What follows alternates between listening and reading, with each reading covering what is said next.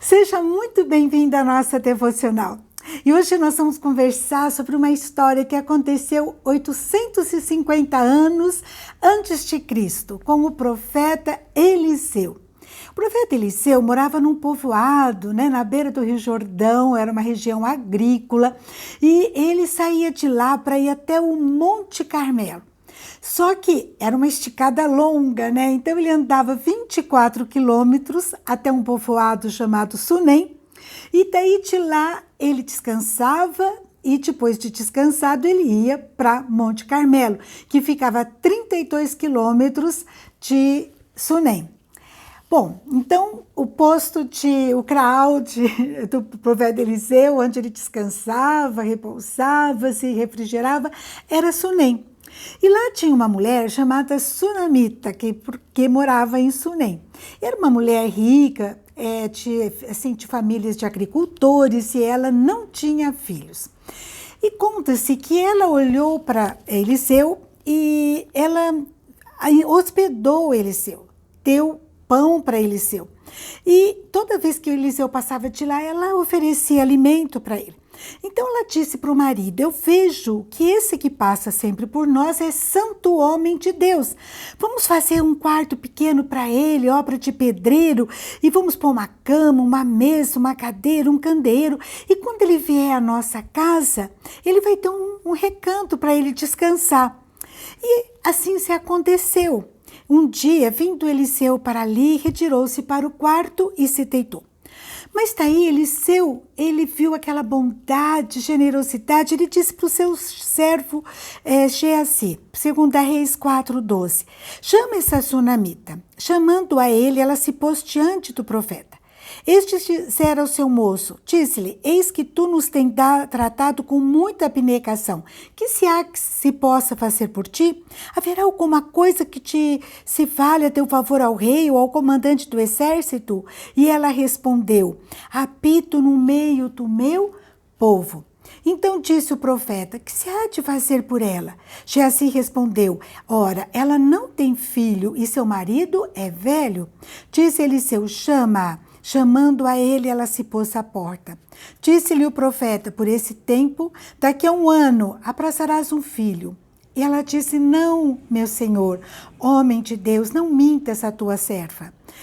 Concebeu a mulher e deu à luz um filho, no tempo determinado, quando fez 1 ano, segundo Eliseu lhe dissera. Essa história é encantadora, a história dessa mulher. A gente vê algumas coisas que a gente aprende. Primeiro, a sensibilidade dela. Ela percebe que ele era um homem de Deus. Hoje nós sabemos, o profeta Eliseu, o quanto que ele foi usado por Deus para tantos milagres, tantas profecias. Mas ela percebeu. E faz eu ficar pensando na minha vida. O que eu tenho visto, o que eu tenho escutado? Eu não posso permitir que o burburinho da vida, dessas pandemias, me tirem a sensibilidade, me roubem a sensibilidade de ouvir, de ler, de saber de Deus, saber mais dele. Não posso permitir que a vida, que pessoas tirem minha sensibilidade, ou mesmo eu, com más ocupações, com o mau uso do meu tempo. Segunda coisa que eu aprendo, era uma mulher generosa, de coração acolhedor, ofereceu a casa dela, o seu coração. Uma pessoa que se envolve, que se importa com o outro. Nós estamos vivendo momentos de tanta dor, tanta gente enlutada, tanto medo, Que Deus vá trabalhando no meu coração, colocando amor no meu coração. Lá em João, capítulo 13, versículo 35, Jesus fala: sabe como vocês vão saber que vocês são meus discípulos? Se vocês tiverdes amor uns pelos outros.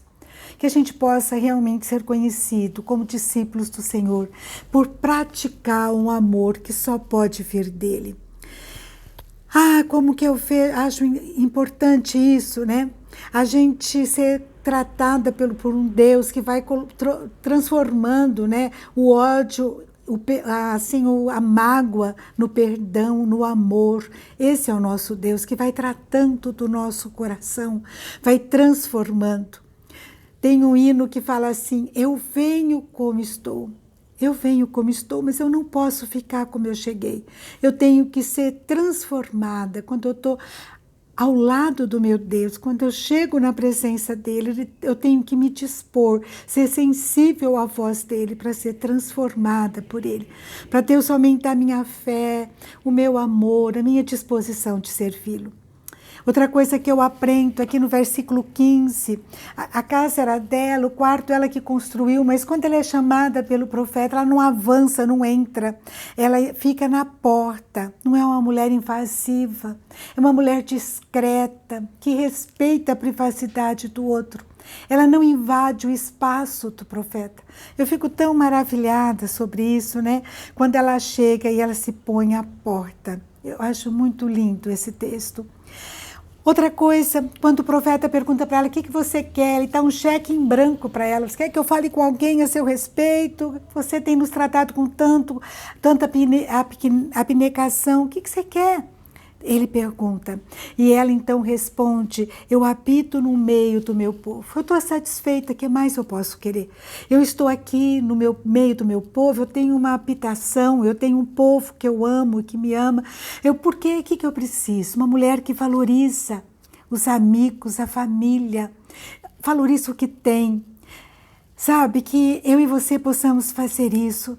Sermos sensíveis, atentas à necessidade do outro, como ela foi a do profeta. Que eu possa me importar com a dor do outro, que eu possa ser generosa, acolhedora, num mundo tão hostil que me ensina individualismo em todo o tempo. Que eu possa amar sem esperar retribuição. E, finalmente, que eu possa valorizar aquilo que eu tenho. E eu sei que fazendo isso a gente vai estar enxergando o sobrenatural.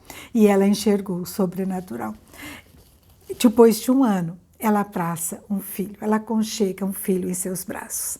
Quando ela achou que não ia ser possível mais, né? Ela fala, não faz, não brinca com a tua serva, não é possível. E ela tem um filho e abraça esse filho. Que nós possamos, na nossa vida, obedecer a Deus, buscá-lo, ser sensível à sua voz. E nós também estaremos presenciando o sobrenatural de Deus. Amém? Um grande abraço. Fica com esse Deus tremendo. E até a próxima, se Deus quiser.